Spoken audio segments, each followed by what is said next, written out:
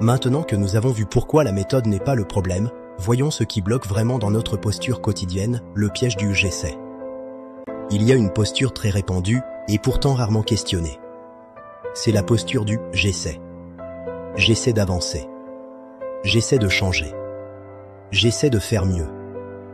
Et en apparence, ça semble sain. Ça semble humble. Ça semble raisonnable. Mais la réalité intérieure est tout autre. Dire « j'essaie » donne l'impression d'être en mouvement. Mais intérieurement, c'est souvent une posture de demi-engagement. On agit à moitié. On agit tout en se laissant une porte de sortie. Au cas où ça ne marcherait pas. Au cas où on échouerait. Au cas où on serait déçu. La posture du « j'essaie » est souvent liée à la peur. Peur de se tromper. Peur d'échouer. Peur de se confronter vraiment à soi. Et cette posture crée une fatigue particulière. Une fatigue floue.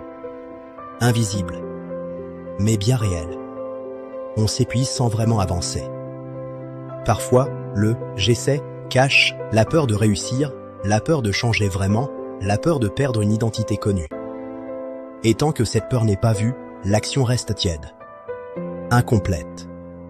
Instable. On n'est jamais vraiment là où on agit. Agir depuis une posture claire, ce n'est pas forcer. Ce n'est pas se mettre la pression. C'est être entier dans ce que l'on fait.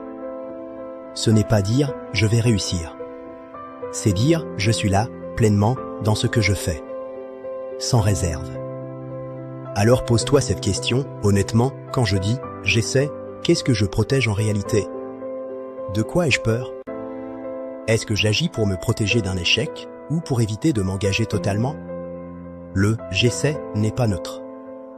Changer de posture, ce n'est pas faire plus.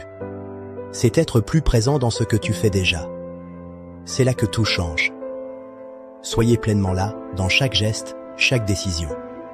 Merci de m'avoir écouté et à bientôt pour la suite de votre chemin.